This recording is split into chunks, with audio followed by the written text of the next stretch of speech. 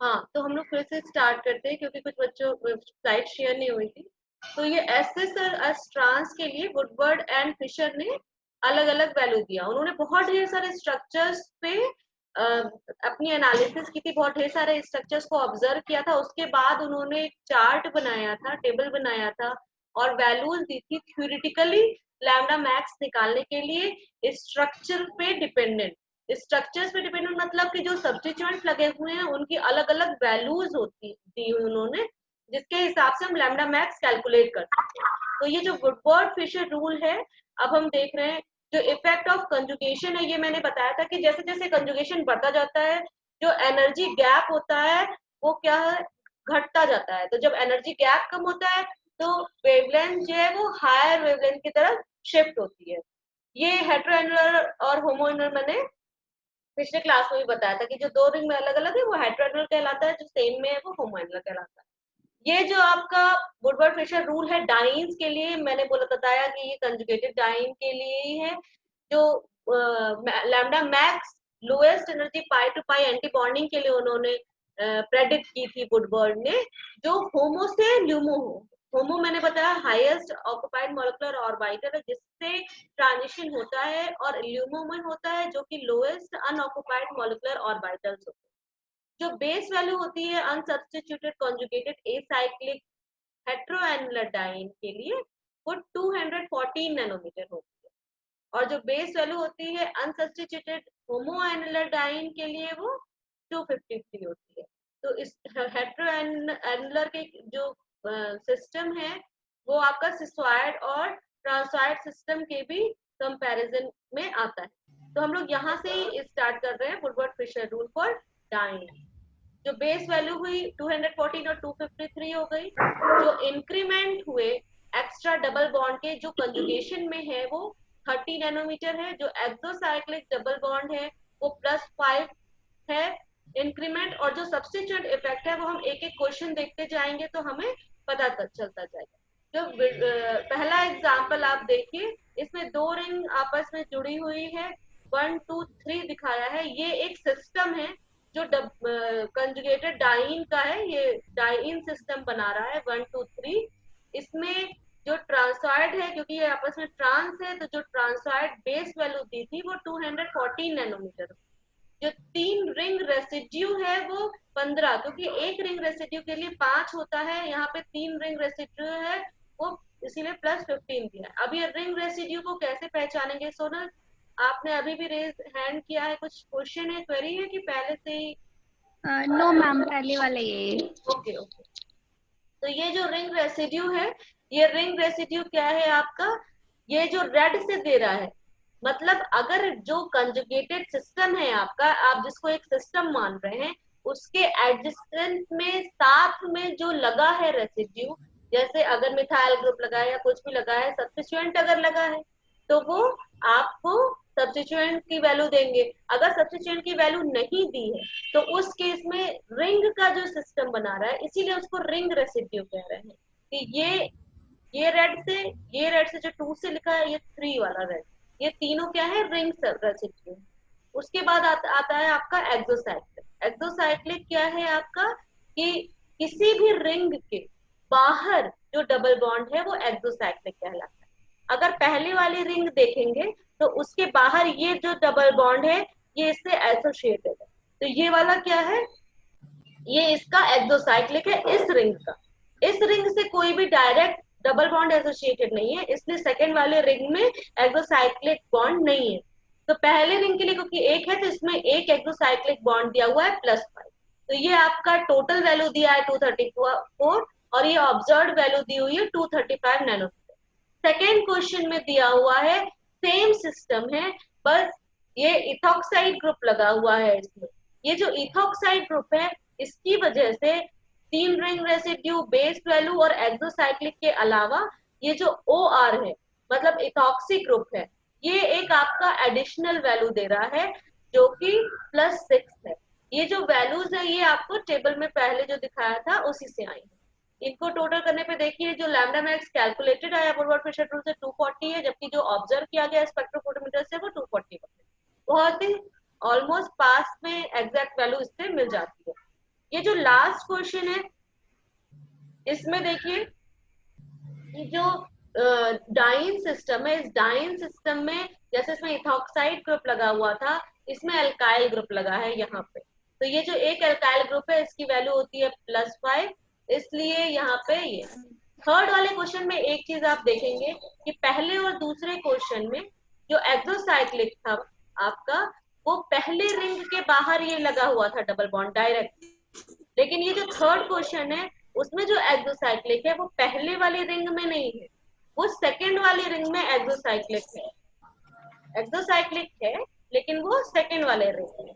तो उसी तरीके से इसकी वैल्यू दी है। नाउ सेकेंड नेक्स्ट क्वेश्चन आप देखिए, इसमें आपका क्या है, अभी तक आप ट्रांसॉइड सिस्टम पढ़ रहे थे, ये क्या है, ये सिसॉइड सिस्टम। सिसॉइड सिस्टम मतलब क्या है कि इसकी वैल्यू जो होगी, ये जहाँ पे ये सिस्टम खत्म हो रहा है वहां पे एक रेसिड्यू, दो रेसिड्यू और ये 3 रेसिड्यू। तो ये जो 3 रिंग रेसिड्यू है, ये 3 रिंग रेसिड्यू आपका वैल्यू देगी +50।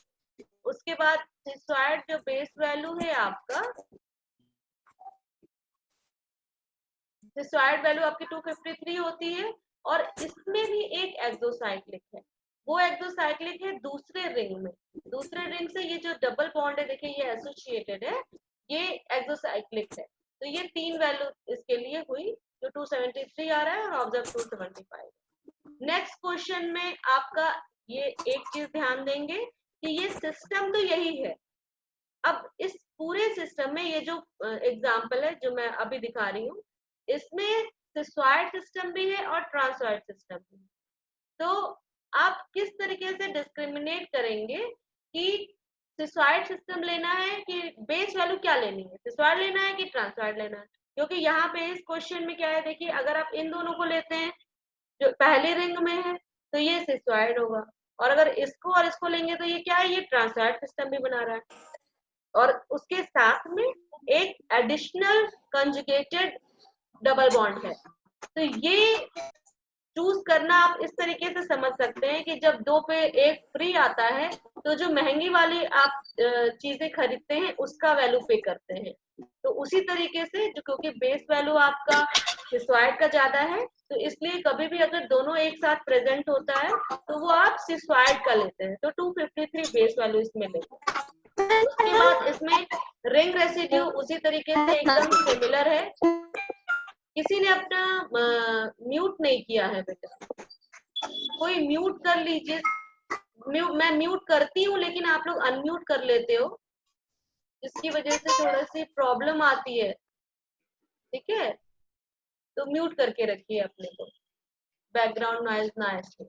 ये जो सिस्टम मैं बता रही थी इसमें डबल, तो अगर आपने सिसॉइड सिस्टम ले लिया तो इस सिसॉइड सिस्टम के साथ में आप देखिए पहला और दूसरा रिंग रेसिड्यू है, और ये जो तीसरा रिंग रेसिड्यू है, ये तीसरा रिंग रेसिड्यू भी हम ले रहे हैं, कैलकुलेट इसमें किया है 3 रिंग रेसिड्यू में, क्योंकि ये जो एक एडिशनल डबल बॉन्ड है इसको हम ले रहे हैं डबल बॉन्ड एक्सटेंडिंग कंजुगेशन। मतलब जो कंजुगेटेड सिस्टम है हम उसके साथ में एक एडिशनल डबल बॉन्ड कंजुगेशन ले रहे हैं, डबल बॉन्ड ले रहे हैं, जिसको कहा जाता है डबल बॉन्ड एक्सटेंडिंग कंजुगेशन। ये डबल कंजुगेशन था और इस डबल बॉन्ड ने एक्सटेंड कर दिया कंजुगेशन, इसलिए इसको कहा जाता है, इस वाले जो सेकेंड रिंग में जो डबल बॉन्ड है उसको कहा जाता है डबल बॉन्ड एक्सटेंडिंग कंजुगेशन, जिसकी वैल्यू होती है +30। तो इसमें 3 हो गए, बेस के अलावा रिंग रेसिड्यू हो गया, एक्सोसाइक्लिक हो गया और डबल बॉन्ड एक्सटेंडिंग कंजुगेशन हो गया, जो कि 303 पे। यहाँ पे सीधे सीधे रेड और ग्रीन से दिया है तो आप लोग को समझने में बहुत ही आसानी होती है कि रिंग रेसिड्यू को पहले से बता दिया है। लेकिन मैं बोलूंगी कि ज्यादा से ज्यादा आप लोग इस स्टडी मटेरियल के अलावा भी आप बहुत ढेर सारे क्वेश्चंस करिए, क्योंकि वुडवर्ड फिशर रूल आपके बीएससी लेवल और एमएससी लेवल दोनों में ही आते हैं और कंपटीशन में भी आते हैं कोई कोई, तो इसलिए आप लोग और प्रैक्टिस करिए और यहाँ पे क्वेश्चंस डिस्कस करिए। ये क्या है आपका नेक्स्ट क्वेश्चन में देखिए, ये ट्रांसॉइड सिस्टम है इसलिए बेस वैल्यू 214 लिया है, इसमें 2 ही रिंग रेसिड्यू के नाम पे 2 ही है देखिए, तो इसलिए 2 रिंग रेसिड्यू लिया है। अब ये जो सेकेंड वाला डबल बॉन्ड है, ये वाला, ये रिंग के जस्ट बाहर है, इसीलिए ये एक्सोसाइक्लिक है, तो इसलिए इसकी वैल्यू ये।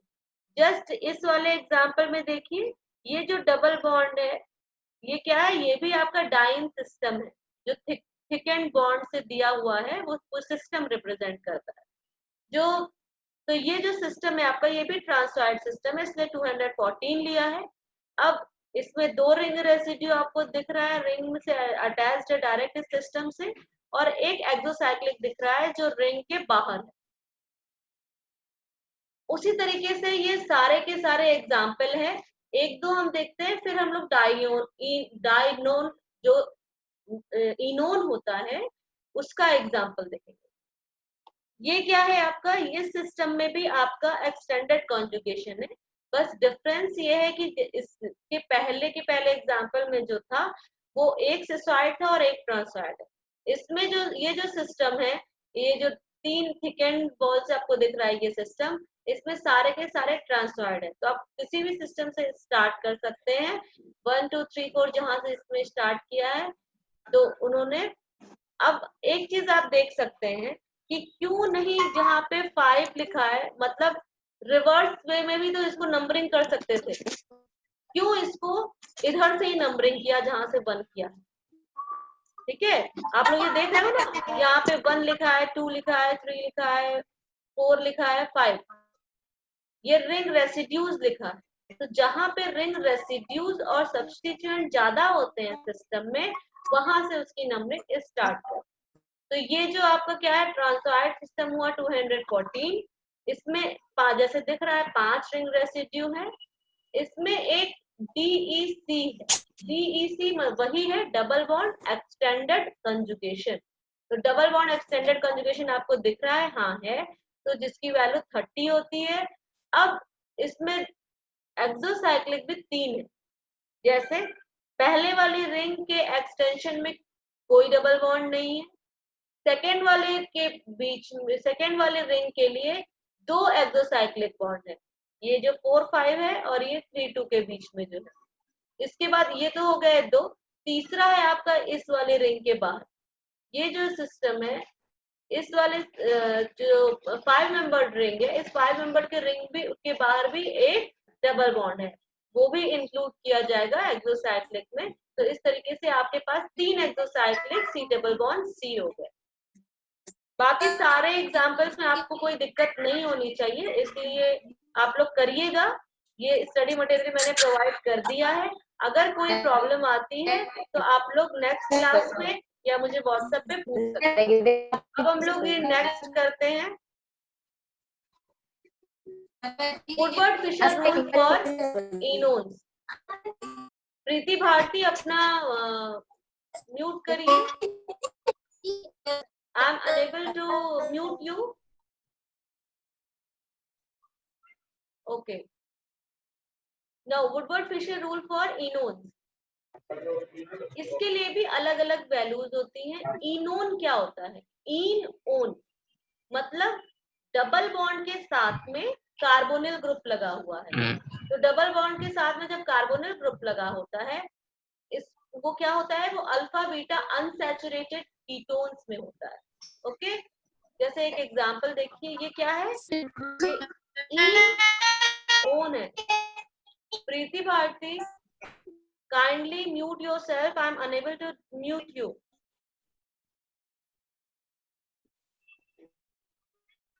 ये जो वुडवर्ड फिशर रूल है, इसमें इनोन्स के लिए, इसमें इनोन सिस्टम आप समझ लीजिए, ये जो डबल बॉन्ड O है, CO है, इसके साथ में कंजुगेशन में डबल बॉन्ड दिया है, that's why it is called as the enone. अब जैसे डाइन्स के लिए अलग अलग वैल्यू दी थी, इसके लिए भी अलग अलग वैल्यू दी हुई है। Acyclic alpha beta unsaturated ketones के लिए 215 नैनोमीटर है, और 6 मेंबर अगर साइक्लिक है तो अल्फा बीटा अनसैचुरेटेड कीटोन तो 215 नैनोमीटर है, और 5 मेंबर अगर cyclic alpha beta unsaturated ketone है तो 202 है। अगर एल्डिहाइड है तो 210 है, और अगर कार्बोक्सिलिक एसिड या ईस्टर है तो वो 195 है। क्योंकि ये सारे में ही आपका कार्बोनिल और डबल बॉन्ड हो सकता है।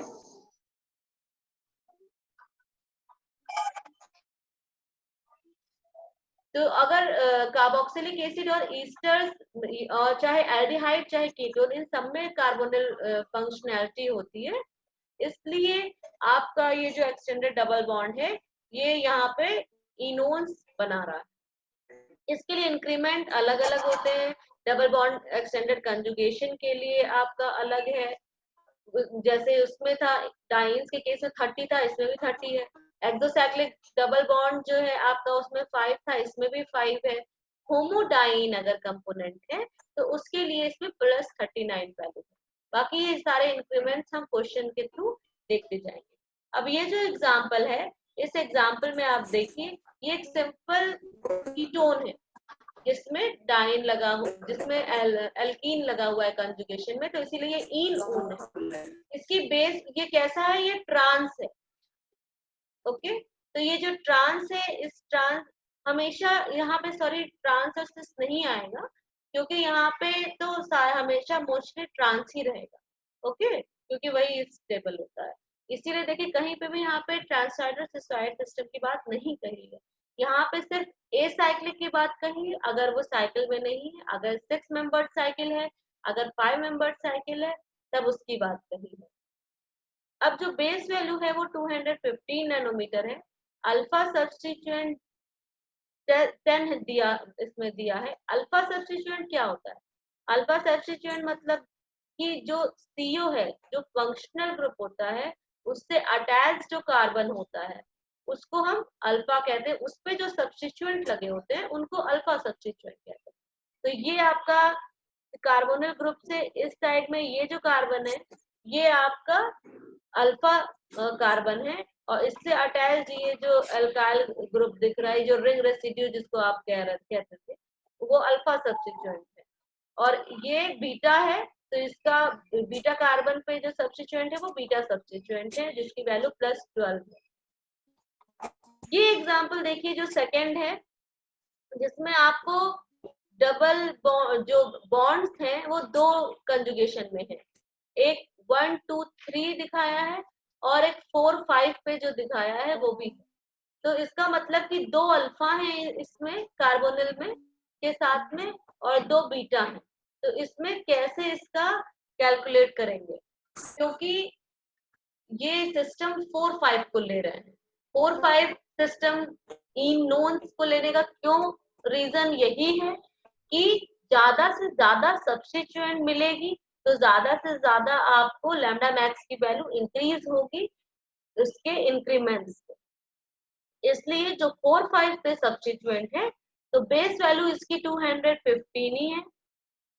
इसमें आपको सिस्टम जो लिया है वो 3 4 5 लिया है, इस 3 4 मतलब कार्बोनिल ग्रुप के साथ में। फिर 4 5 जो 215 है, इसके अलावा बीटा पे दो सब्स्टिट्यूएंट आपके दिख रहे हैं, बीटा बीटा रेड कलर से।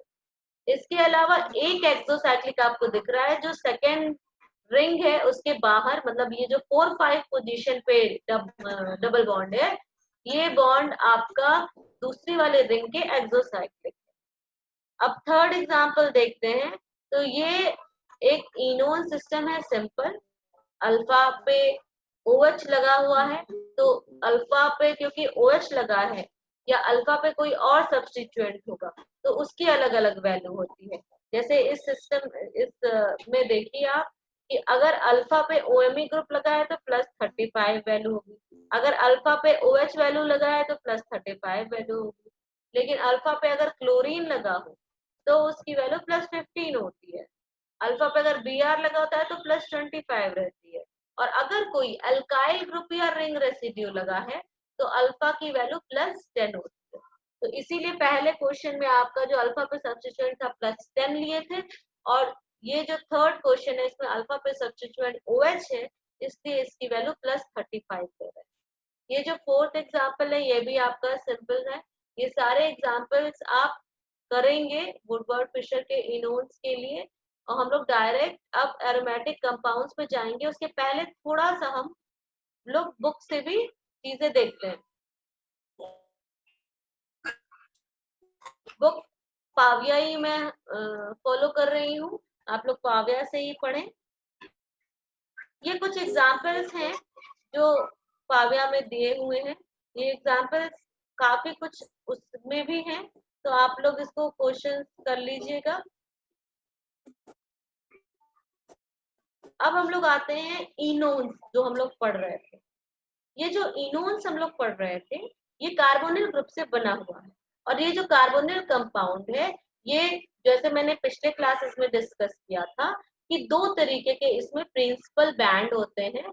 यूवी ट्रांजिशन प्रिंसिपल दो तरीके की होती है, जो एक अलाउड होती है और एक फॉरबिडन होती है। जो अलाउड होती है वो pi to pi anti bonding होती है, और जो फॉरबिडन होती है वो n to pi anti bonding transition होती है, जो इसमें दिखाया है। जो अलाउड होती है वो 190 नैनोमीटर की होती है, और जो फॉरबिडन होती है वो 280 नैनोमीटर की होती है।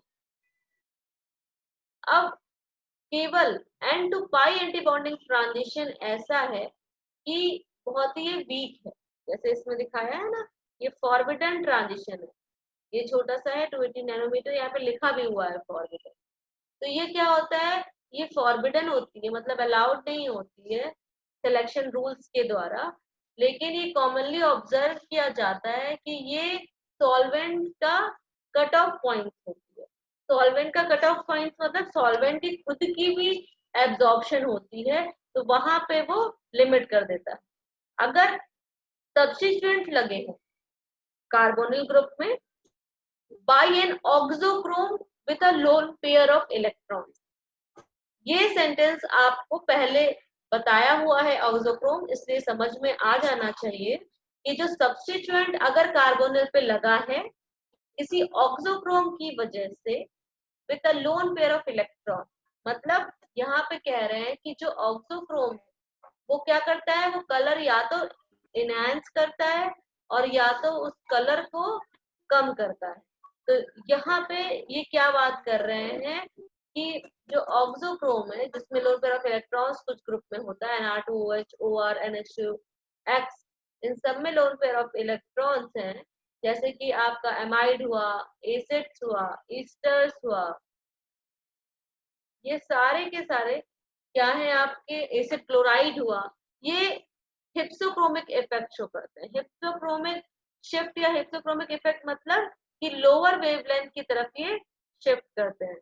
जैसे बैथोक्रोमिक शिफ्ट रहता है हायर की तरफ, वैसे ही आपका हिप्सोक्रोमिक इफेक्ट है आपका लोअर की तरफ। ये जो ट्रांजिशन है ये आपका लेसर, बहुत ही छोटा होता है in comparison to the bathochromic effect, जो कि pi to pi anti bonding होता है। जैसे बताया गया कि दो तरीके का ट्रांजिशन होता है। हाँ अपूर्वा बोले, Apoorva you have raise your hand, बोले क्वेश्चन क्या है आपका, बेटा अनम्यूट कर ले। सॉरी मैम, वो गलती से हो गया। ओके ओके ठीक है अपूर्वा, कोई बात नहीं। तो ये आपको बता रही थी कि अभी जैसे मैंने बताया कि दो तरीके के आपने ट्रांजिशन देखे कार्बोनिल में, n to pi anti bonding और pi to pi anti bonding. N to pi anti bonding में बहुत छोटा है लेकिन ये फॉरबिडन है, और जो pi to pi anti bonding है ये अलाउड है, ये 190 नैनोमीटर।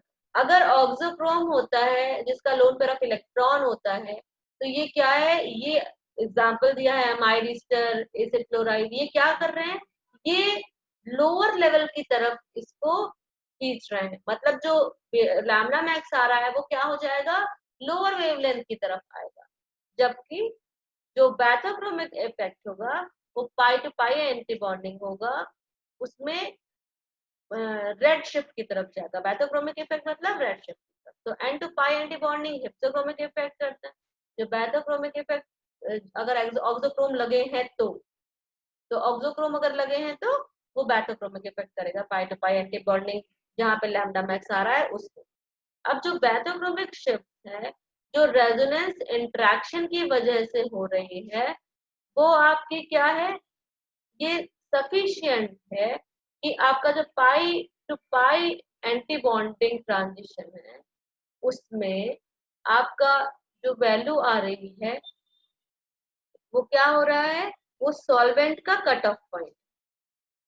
जो इफेक्ट है इसका यूवी एब्जॉर्प्शन का, वो बहुत ही लार्ज होता है, सफिशिएंट होता है कि वो जो सॉल्वेंट का इफेक्ट आ रहा है उसके कट ऑफ पॉइंट पे जाए। तो जो हिप्सोक्रोमिक इफेक्ट है एसिटाइल ग्रुप का n to pi antibonding transition में, एसिटाइल ग्रुप आपका CH3CO ग्रुप होता है, अगर ये लगा हुआ है तो आपका क्या हो रहा है, वेवलेंथ लोअर की तरफ हो जाएगी लैम्डा में। अब जो हिप्सोक्रोमिक शिफ्ट है एन टू पाई एंटीबॉडी में, वो मेनली जो वैल्यू है होती क्यों है, वो इंडक्टिव इफेक्ट की वजह से होती है। हिप्सोक्रोमिक शिफ्ट जैसे मैंने बताया था आपको और तब से बोल रही हूँ कि लोअर वेवलेंथ की तरफ वो खिंच जाता है। लोअर वेवलेंथ की तरफ खिंचता है मतलब क्या है कि जो आपका इंडक्टिव इफेक्ट है, इंडक्टिव इफेक्ट को एक्सप्लेन करना चाहेगा इतने बच्चों में? मैं चाहती हूँ कि कोई बच्चे आप बोलो इंडक्टिव इफेक्ट क्या होता है। एनीवन?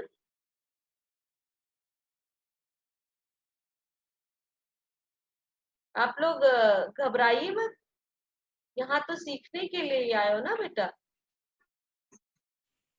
गलत होगा सही होगा कोई बात नहीं, बताइए इंडक्टिव इफेक्ट बताइए। बहुत से बच्चों को आता है इंडक्टिव इफेक्ट, लेकिन बच्चे बता नहीं रहे हो। अपने को अनम्यूट करके बताओ कौन बताना चाहेगा। अच्छा रेज करो हैंड, कौन इंडक्टिव इफेक्ट बताना चाहेगा।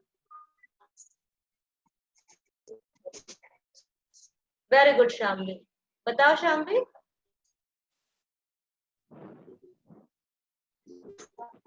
Ma'am the movement of electrons. Shamli आपका आवाज थोड़ा सा धीमा है बेटा। Ma'am the movement of electrons through sigma bonds are called inductive effect. Movement of electrons through sigma bonds. Through sigma bond, okay. तो ये जो इंडक्टिव इफेक्ट है इसका थोड़ा सा और बता दीजिए कि क्या होगा। जैसे उसमें मैंने मीन्स बताया कि कार्बोनिल पे CH3 लगा हुआ है। हाँ जैसे कि अगर कोई सब्स्टिट्यूएंट है जो कि इलेक्ट्रॉन डोनेट करने का काम करता है, लाइक जैसे प्लस आई इफेक्ट करता है, तो उसमें इलेक्ट्रॉन का मूवमेंट होगा, मतलब वो इलेक्ट्रॉन डोनेट करेगा। एंड अगर कोई इलेक्ट्रॉन मीन्स कि अगर कोई मोर इलेक्ट्रोनेगेटिव एलिमेंट है, जैसे कि वो इलेक्ट्रॉन को विड्रॉ करने का काम करता है, तो उसमें माइनस आई इफेक्ट लगेगा। मीन्स वो डिपेंड करता है कि सब्स्टिट्यूएंट्स आप कैसा लगाते हैं किसी भी वेरी गुड, मतलब दो चेन तरीके में के बनाने के इफेक्ट लिए। होते हैं आप कहना चाह रहे हो, एक प्लस आई इफेक्ट होता है, एक माइनस आई इफेक्ट होता है। हाँ एंड अगर आप जैसे जीरो इंडक्टिव इफेक्ट भी होता है, लाइक जैसे आप हाइड्रोजन टाइप एलिमेंट है ड्यूटेरियम है ट्राइटियम है, तो ये सब एलिमेंट्स जो मतलब है वो जिनका इलेक्ट्रॉनिक चार्ज कोई कोई भी नहीं है। हाँ जिनमें कोई भी इलेक्ट्रॉनिक चार्ज नहीं होता है। हाँ क्योंकि ये जो भी है वो क्या है, इलेक्ट्रॉन डिस्प्लेसमेंट इफेक्ट है ना। जी ये जो इंडक्टिव इफेक्ट है वो क्या है, इलेक्ट्रॉन का इलेक्ट्रॉन डिस्प्लेसमेंट डिस्प्लेसमेंट। इफेक्ट। एक कोई और स्टूडेंट बोलो, रेस करो हैंड, कौन एक और बोलेगा।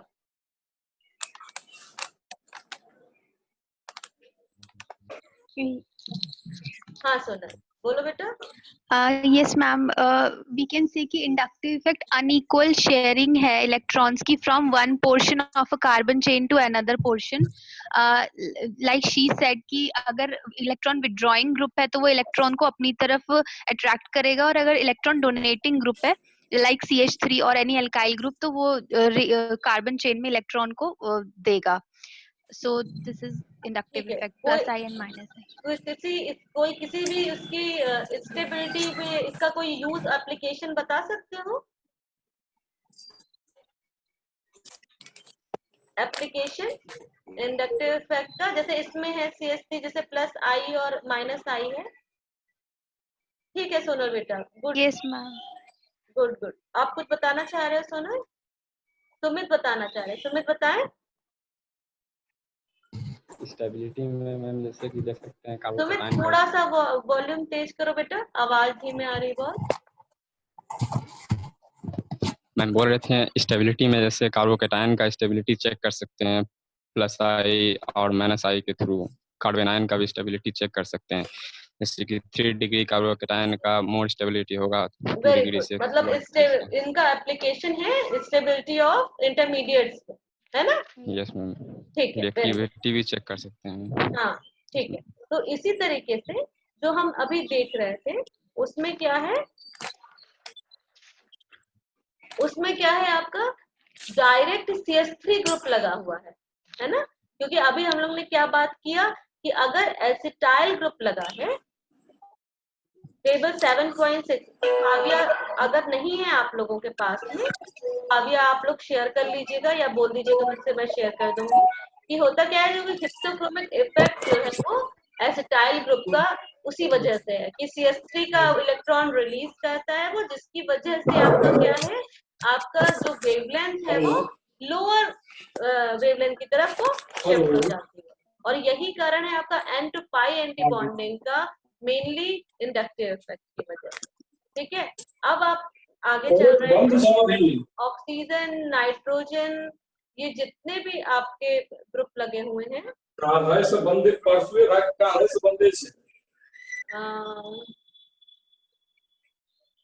मेरे तरफ से तो सारे लोग म्यूट दिखा रहे हैं बेटा, किसी का म्यूट नहीं है, अनम्यूट है, वो म्यूट करिए तो। I'm unable to mute the one from where the noise is coming. Kindly mute it. So if the carbonyl group, अगर जितना अभी तक हम लोग ने जितना भी देखा, अगर डबल बॉन्ड जैसे आपने कुछ एग्जांपल्स में देखा, Shivam, I think it's from your side. I'm unable to mute you. Kindly mute beta. Shivam, are you listening me? Are you here? Okay. तो मैं बोल रही थी कि जो कार्बोनिल ग्रुप है, जो कंजुगेटेड डबल बॉन्ड है, एक्सटेंडेड डबल बॉन्ड कंजुगेशन में जो आते हैं, N to pi anti bonding और pi to pi anti bonding band जो है वो लॉन्गर वेवलेंथ की तरफ शिफ्ट हो जाता है। इसका लॉन्गर वेवलेंथ के शिफ्ट होने का रीजन सिर्फ वही है जो आपने पहले देखा कि होता क्या है कि जब जैसे जैसे डबल बॉन्ड एक्सटेंशन होता जाता है, जो ग्राफ मैंने, अगर आपको याद है, मैं एक बार फिर से वाली ग्राफ आपको दिखा देती हूँ कि जैसे एक्सटेंशन होता है तो क्या होता है आपका कि जो वो है एनर्जी गैप है वो कम हो जाता है। ये तो जब एनर्जी गैप देखिए कम हो जा रहा है, जैसे इथिलीन है, ब्यूटाडाइन है या हेक्साट्राइन है, ये तो डबल बॉन्ड्स में दिखा रहा है आपको।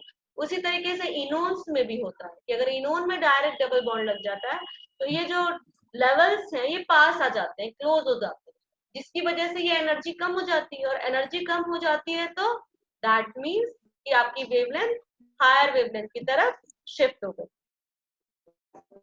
नाउ थोड़ा सा और देखते हैं हम लोग, इसके बाद हम लोग बंद करेंगे।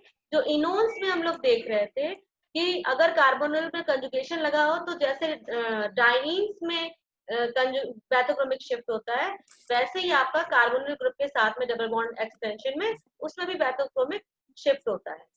अगर energy N to pi anti bonding transition की डिक्रीज कर रही है, जैसे जैसे pi to pi anti bonding की जितना ही इंटेंस होगा, मतलब अगर pi to pi anti bonding ज्यादा इंटेंस हो रहा है तो N to pi anti bonding क्या होगा आपका, उसकी एनर्जी कम।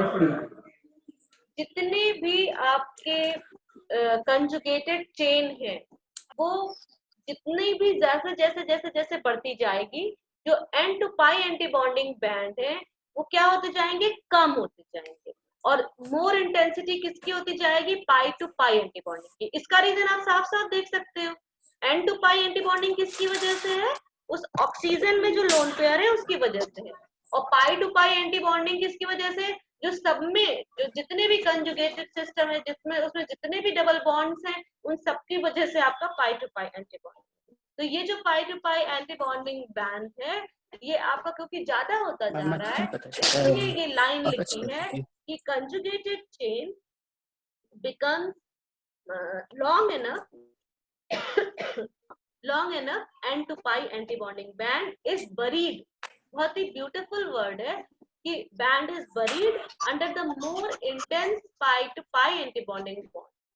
तो ये जो इफेक्ट है इस सीरीज का, जिसको पॉलीइन एल्डिहाइड जैसे हैं, ये आपका आराम से आप विजुलाइज देख सकते हो कि उसमें n to pi anti bonding transition बहुत ही कम हो जाता है, उसकी इंटेंसिटी बहुत कम हो जाती है। और pi to pi anti bonding मतलब कि जो हम एक आपका दो बैंड आ रहे थे यूवी स्पेक्ट्रम में, एक उसका कम हो जाता है और एक उस आपका बढ़ जाता है।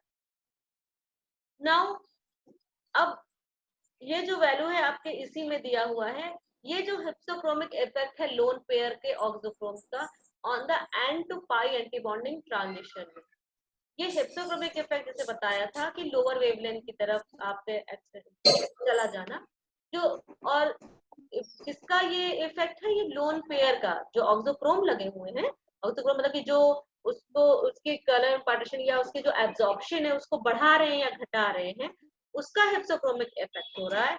जैसे जैसे आप देख रहे हैं CH3COH है, तो उसमें कितना है, उसके बाद CH3CO लिख गया तो 279 हो गया, वैल्यू कम हो गई। अभी अभी हम लोग बात किए हैं उसकी, CH3COCl हो गया तो वैल्यू और कम हो गई। जितना ज्यादा आपका इंडक्टिव इफेक्ट पे डायरेक्टली वो आ सकते हैं। तो ये आप लोग और अच्छे से पढ़िएगा, कोई भी प्रॉब्लम आएगी तो उसको आप लोग जिस ग्रुप में, जैसे आप लोग BSc MSc के बहुत से ग्रुप व्हाट्सएप के जुड़े हुए हैं, आप लोग क्वेश्चन उसमें भी डाल सकते हैं, या फिर नेक्स्ट जब मैं क्वेश्चन लूंगी क्लास तब आप डाल सकते हो। आज मैं एक्स्ट्रा कुछ नहीं पढ़ा रही हूँ क्योंकि मैं चाहती हूँ कि आप लोग और ज्यादा से ज्यादा क्वेश्चंस लगाएं। बहुत से नेट में, गेट में, जैम में, जिसमें भी आप लोग जो भी बुक रखे हो उनसे ज्यादा से ज्यादा क्वेश्चन लगाएं, वुडवर्ड फिशर रूल तक अल्ट्रावायलेट स्पेक्ट्रोस्कोपी में उनसे रिलेटेड क्वेश्चन में आपको सबसे ज्यादा वुडवर्ड फिशर रूल से ही मिलेगा और कॉन्जुगेटेड डाइंग से ही और इनोन से मिलेगा। वो क्वेश्चंस लगाएं, कोई भी डिफिकल्टी आती है तो फिर हम लोग डिस्कस करेंगे और बाकी हम लोग नेक्स्ट क्लास में डिस्कस करेंगे। ओके, तो और किसी भी बच्चे को कुछ अभी पूछना है? Ma'am I want to confirm one thing, कि अगर हमारे पास ये है अल्फा बीटा अनसैचुरेटेड कीटोन है तो और उसमें होमोसाइक्लिक डाइईन है, तो हमें 39 प्लस करना है क्योंकि वो होमोसाइक्लिक है पूरे वैल्यू में। मैं ऐसे ज्यादा समझ में आएगा बेटा जब मैं एग्जाम्पल खोल लूंगी, है ना। तो ये PDF आपके पास है ना, आप एग्जाम्पल के थ्रू बताओ तो ज्यादा समझ में आएगा। सोनल, कौन सा एग्जाम्पल आप बोल रहे हो?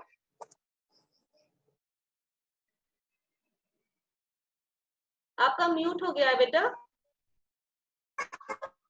Alpha beta unsaturated homocyclic diene. इसमें कोई एग्जाम्पल ऐसा आपको दिख रहा है क्या? जल्दी यस से मैम। बता दीजिए। मैम अल्फा बीटा ये ना, ये पहला वाला देखिए वही है, यस मैम। है यस ना, मैम। पहला ये वाला। तो अब देखिए इसमें क्या, हाँ इसमें क्या क्वेश्चन आपने पूछा?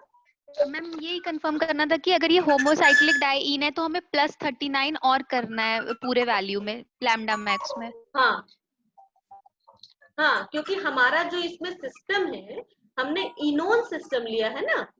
Yes ma'am.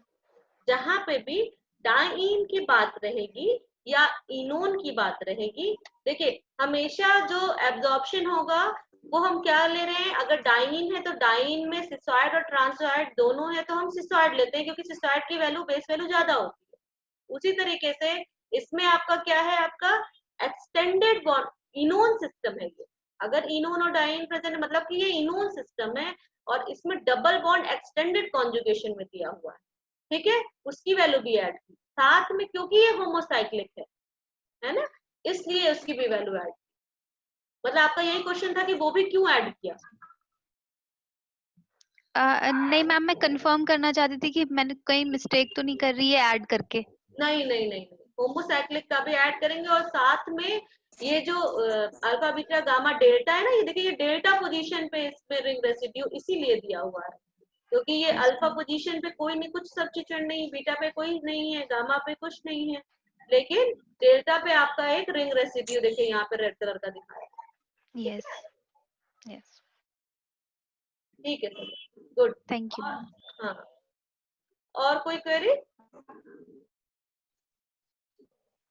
ठीक है, तो हम लोग नेक्स्ट क्लास में कल मंडे को नेक्स्ट क्लास रखते हैं 10 और 10:30 I will circulate Okay, I am closing. Thank you, ma'am.